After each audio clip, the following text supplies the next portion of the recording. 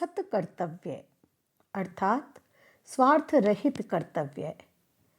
इस पृथ्वी पर सजीव निर्जीव, सूरज चंदा, पत्ते, यहाँ तक कि तुच्छ तिनका भी नियमित रूप से अपने जीवन के उद्देश्य को लेकर कार्य में लगा हुआ है।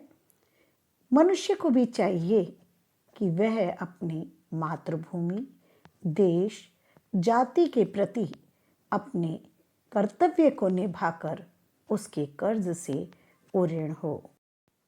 सत कर्तव्य। आइए कविता का ससर पाठ करें। जग में सचर अचर जितने हैं, सारे कर्म निरत हैं। धुन है एक ना एक सभी को, सबके निश्चित व्रत हैं। जीवन भर आतप सह वसुधा, पर छाया करता है। तुच्छ पत्र को भी स्वकर्म में, कैसी तत्परता है। रवि जग में शोभा बरसाता, सोम सुधा बरसाता। साथ है लगे कर्म में कोई, निष्क्रिय दृष्टि न आता। है उद्देश्य नितांत तुच्छ तृण के भी लघु जीवन का। उसी पूर्ति में वह करता है, अंत कर्ममय तन का। तुम मनुष्य हो, तुम मनुष्य हो, अमित बुद्धि बल, विलसित जन्म तुम्हारा। क्या उद्देश्य रहित हो जग में, तुमने कभी विचारा। बुरा न मानो, बुरा न मानो, एक बार सोचो तुम अपने मन में। क्या कर्तव्य समाप्त कर लिया तुमने निज जीवन में। केवल अपने लिए सोचते, मौज भरे गाते हो। पीते खाते सोते जगते, हंसते सुख पाते हो। जग से दूर स्वार्थ साधन ही तुम्हारा यश है। सोचो तुम ही, कौन अजय में तुम सा स्वार्थ विवश है।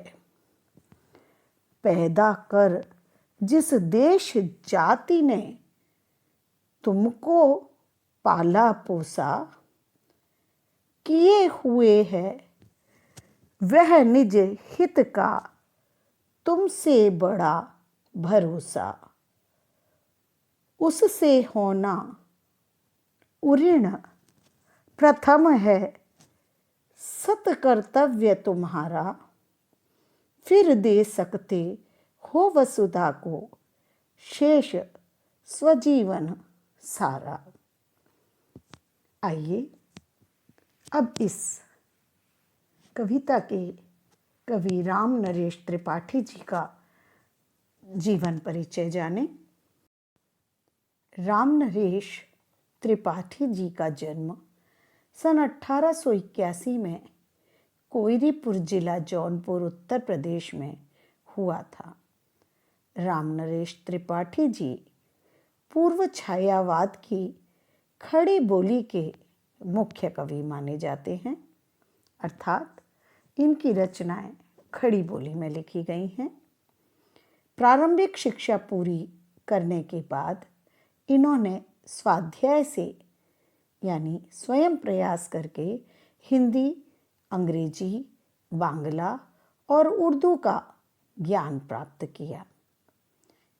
हिंदी में ये बाल साहित्य के जनक माने जाते हैं।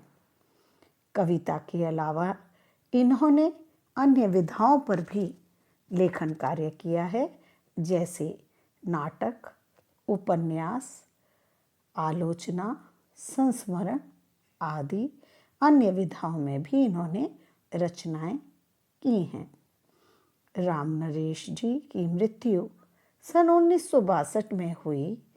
इनकी प्रमुख रचनाएं हैं मिलन, पथिक, स्वप्न ये खंड काव्य है, मानसी कविता संग्रह आदि। इस कविता का उद्देश्य इस प्रकार है: मातृभूमि और उस पर रहने वाले सभी जीव जंतुओं की सेवा करने की प्रेरणा देना, कर्तव्य का पालन ईमानदारी से करने के लिए प्रेरित करना, अपना स्वार्थ छोड़कर देश तथा देशवासियों के प्रति कर्तव्य निभाने की प्रेरणा देना आदि। इस कविता का मूल भाव या कहिए केंद्रीय भाव इस प्रकार है। इस कविता के माध्यम से कवि राम नरेश त्रिपाठी जी कहना चाहते हैं कि इस पृथ्वी पर चाहे सजीव हो चाहे निर्जीव, सभी अपने अपने कार्य में संलग्न हैं। सबके कार्य के पीछे कोई ना कोई निश्चित उद्देश्य है। कवि कहते हैं कि प्रकृति भी नियमित रूप से अपने कार्य में संलग्न है। सूर्य प्रातः उदित होते ही संसार को रोशनी प्रदान करता है। रात को चंद्रमा अपनी शीतल चांदनी बिखेरता है और लोगों की थकान मिटाता है। पेड़ का पत्ता वो भी लोगों को छाया देने के लिए सदैव तत्पर रहता है। मनुष्य को भी चाहिए कि वह अपनी मातृभूमि के प्रति ईमानदारी से अपने कर्तव्य का निर्वाह करते हुए मातृभूमि के ऋण से उऋण हो जाए। मनुष्य चाहे तो वह अपना शेष जीवन मातृभूमि को समर्पित कर सकता है। पाठ का अर्थ पढ़ने से पहले आइए शब्दार्थ देखें। आतप, धूप, अमित, अत्यधिक, सोम, अमृत, तृण, तिनका, उऋण, कर्ज उतारना, निरत, कामों में लगा हुआ, तत्परता, तल्लीनता, इसमें ता प्रत्यय है, निष्क्रिय, काम धाम ना करने वाला, विलसित, उपयोग में लाना, सत्कर्तव्य, श्रेष्ठ या अच्छे कर्म, सत्कर्तव्य में सत उपसर्ग है, शोभा, चमक, नितांत, अत्यधिक, यश, मान सम्मान, प्रतिष्ठा, वसुधा, धरती। सत्कर्तव्य। आइए इस कविता का भावार्थ जानें। जग में सचर अचर जितने हैं, सारे कर्म निरत हैं। धुन है एक ना एक सभी को, सबके निश्चित व्रत हैं। जीवन भर आतप सह वसुधा, पर छाया करता है। तुच्छ पत्र को भी स्वकर्म में कैसी तत्परता है। कवि कहते हैं जग में, इस संसार में सचर अचर, ये देखिए यहाँ स उपसर्ग है, यहाँ अ उपसर्ग है। सचर सजीव, अचर निर्जीव। संसार में जितने भी सजीव निर्जीव हैं वे सभी कर्म निरत हैं, लगे हुए हैं। वे सभी अपने अपने कार्यों में लगे हुए हैं। धुन है एक ना एक सभी को, इन सभी को कोई ना कोई धुन सवार है। सबके निश्चित व्रत हैं उद्देश्य, और इन सभी के कार्य करने के पीछे जीवन के निश्चित उद्देश्य हैं। जीवन भर आतप सह वसुधा, पर छाया करता है। कवि ये उदाहरण देते हुए कहते हैं छाया करता है कौन? तुच्छ पत्र, छोटा सा पत्ता जीवन भर धूप सहता है और फिर भी वसुधा पृथ्वी पर छाया करता है, अपनी छाया प्रदान पृथ्वी को करता है। ये देख रहे हैं सूर्य का आतप सहकर एकदम पीले पड़ गए हैं ये पत्ते, लेकिन फिर भी ये अपनी छाया स्वयं धूप सहकर पृथ्वी को प्रदान करता है। कैसी तत्परता है इन पत्तों में भी, कर्म करने की तल्लीनता सर्वत्र दृष्टिगोचर होती है। आगे उदाहरण देते हुए कवि कहते हैं कि प्रकृति भी अपना कर्म करने से पीछे नहीं है। रवि जग में शोभा सरसाता, सोम सुधा बरसाता। रवि सूर्य, सोम चंद्रमा, सुधा अमृत। प्रकृति किस तरह से अपने कार्य में लगी है? कवि कहते हैं कि सूर्य प्रातः उदित होकर अपने कार्य में लग जाता है और सर्वत्र रोशनी प्रदान करता है। उसी भांति चंद्रमा रात के समय अपनी शीतल चांदनी बरसाता है, बिखेरता है। सब हैं लगे कर्म में, कोई निष्क्रिय दृष्टि न आता। दृष्टि से यहाँ तात्पर्य नजर से है, यानी दिखाई ना देता है। सब हैं अपने अपने कामों में, सब लगे हुए हैं, चाहे वो प्रकृति हो, सजीव हो, निर्जीव हो, एक छोटा सा पत्ता ही क्यों ना हो, कोई भी निष्क्रिय बिना कार्य के नजर नहीं आता है उद्देश्य नितांत तुच्छ, तृण के भी लघु जीवन का। कवि कहते हैं तुच्छ तृण यानी एक छोटे से तिनके के जीवन का भी एक उद्देश्य है। उसी पूर्ति में वह करता है अंत कर्ममय तन का, और उस उद्देश्य की पूर्ति करते हुए कार्य में लगा हुआ वह अपने जीवन का अंत कर देता है। कहने का तात्पर्य यह है कि कोई भी व्यक्ति हो, प्रकृति हो, व्यक्ति से नहीं या सजीव से तात्पर्य, सजीव एक पेड़ भी हो सकता है जो स्थिर है, चल फिर नहीं रहा है तो वो अचर है, वो भी अपने कर्तव्य का पालन कर रहा है। और एक पत्ता भी अपनी छाया देकर अपने कर्तव्य को निभा रहा है।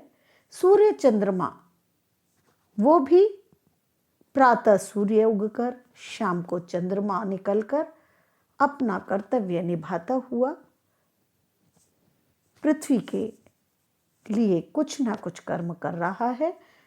निष्क्रिय कोई भी नहीं है, सबके कार्य करने का जीवन में कोई ना कोई उद्देश्य अवश्य है। आगे कवि कहते हैं तुम मनुष्य हो अमित बुद्धि बल, विलसित जन्म तुम्हारा। क्या उद्देश्य रहित हो जग में, तुमने कभी विचारा। बुरा न मानो एक बार, सोचो तुम अपने मन में। क्या कर्तव्य समाप्त कर लिया तुमने निज जीवन में। कवि कहते हैं मनुष्य से कि हे मनुष्य, तुम तो तेज बुद्धि के हो, तुम्हारा जन्म तो बेहद तेज बुद्धि बल का उपयोग लाने के लिए हुआ है। तो क्या तुमने कभी सोचा है कि तुम्हारा संसार के प्रति क्या उद्देश्य है।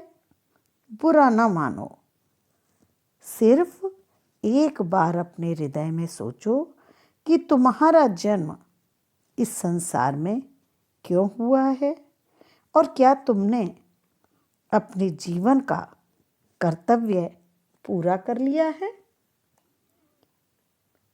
केवल अपने लिए सोचते, मौज भरे गाते हो। तुम केवल अपने स्वार्थ में लगे हो, अपने लिए जीते हो और मौज मस्ती करते हुए जीवन का गुणगान करते हो, जीवन में जीते हो, पीते हो, खाते हो, सोते हो, जगते हो और हंसते हुए सुखपूर्वक समय बिता रहे हो। जग से दूर स्वार्थ साधन ही तुम्हारा यश है। आगे कवि कहते हैं, अपने स्वार्थ की सिद्धि करना यही तुम्हारे जीवन का लक्ष्य है, यही तुम्हारा यशगान है, यही तुम्हारी बड़ाई है कि बस तुम अपने स्वार्थ में लगे हो। सोचो तुम ही कौन अजय में तुमसे स्वार्थ विवश है। आगे कवि मनुष्य को ललकारते हुए कहते हैं कि क्या तुमने अपने जीवन का कर्तव्य पूरा कर लिया? तुम खाते हो, पीते हो, सोते जगते हो, हंसते हो और संसार में हर प्रकार के सुख को भोगते हो। कहने का तात्पर्य है, आगे कवि कहते हैं, संसार से दूर अपने स्वार्थ के लिए तुम जीवन व्यतीत करके यश पाते हो। तुम ही सोचो कि किस जय विजय में, अजय में यानी किस प्रकार की जय विजय में तुम्हारा स्वार्थ है। तुम्हारा स्वार्थ तुम्हें किस प्रकार की जय विजय प्राप्त कराने के लिए विवश कर रहा है। आगे कवि कहते हैं, पैदा कर जिस देश जाति ने तुमको पाला पोसा। जिस देश ने, जिस जाति में तुमने जन्म लिया, उसने तुमको पाला पोसा, तुम्हारा भरण पोषण किया। किए हुए हैं वह निज हित का तुमसे बड़ा भरोसा। ये देश, ये जाति तुमसे बहुत उम्मीदें रखती है, तुम पर बहुत भरोसा करती है। उसने होना, उससे होना उऋण प्रथम है सकर्तव्य तुम्हारा। और अपने देश, अपनी जाति के लिए अपने कर्तव्य का निर्वहन करना ही तुम्हारा सबसे बड़ा कर्तव्य है। फिर दे सकते हो वसुधा को शेष स्वजीवन सारा। उसके बाद यदि समय बचता है तो तुम पृथ्वी को अपना बचा हुआ जीवन समर्पित कर सकते हो। उऋण यानी कर्ज मुक्त होना। कर्ज मुक्त कैसे हो सकते हैं? जब इस देश जाति के प्रति वो अपना कर्तव्य निभाएं। कैसे निभाएंगे? स्वार्थ त्याग कर। जब तक व्यक्ति अपने स्वार्थ में लगा रहेगा, तब तक वह सिर्फ अपने सुख के बारे में सोचेगा और सुख भोगने के लिए वह सब कुछ करेगा। उसका ध्यान देश, जाति और पृथ्वी के लिए, उन अपने कर्तव्य को निभाने के लिए इस ओर नहीं जाएगा। अतः कवि उसे उसके कर्म की याद दिलाते हुए कहते हैं कि उसका सबसे पहले ये कर्तव्य है कि जिस देश में, जिस जाति में उसने जन्म लिया है, उनके प्रति वह अपना कर्तव्य निभाकर उसके कर्ज से मुक्त हो। क्यों कहा है ऐसा? क्योंकि उसने आपके जीवन का भरण पोषण किया है। जैसे माता पिता अपनी संतान का भरण पोषण करते हैं, उसका पालन पोषण करते हैं, उसे बड़ा करते हैं, तो हमारा कर्तव्य होता है हम अपने माता पिता की सेवा करें। ठीक वैसे ही देश के प्रति भी हमारा कर्तव्य है कि हम देश के कार्य आएं, हंसते हंसते अपने प्राणों को न्यौछावर करके अपनी मातृभूमि की रक्षा करें। और कहते हैं यदि इसके बाद तुम्हारा जीवन शेष बचता है तो तुम उसे वसुधा यानी पृथ्वी को समर्पित कर दो। आपने इस पाठ का अर्थ जाना और समझा कि मनुष्य को सर्वप्रथम अपना कर्तव्य निभाना चाहिए और स्वार्थपरता त्याग देनी चाहिए। आपने इस पाठ से सीखा जिस मातृभूमि पर मनुष्य ने जन्म लिया है, जिस देश जाति ने हमें पाला है, हमें उस पर रहने वाले सभी जीव जंतुओं की सेवा करनी चाहिए। अपने कर्तव्य का पालन पूरी ईमानदारी से करना चाहिए। हमें अपना स्वार्थ त्याग कर देश तथा देशवासियों के प्रति कर्तव्य को निभाना चाहिए। हमें अपना शेष जीवन मातृभूमि को समर्पित करके उसका ऋण चुकाना चाहिए। उम्मीद करती हूँ आपको ये पाठ अच्छी तरह समझ में आ गया होगा। आपको इस कविता का उद्देश्य समझते हुए इससे जो सीख मिली है आप उसे अपने जीवन में अपनाएंगे।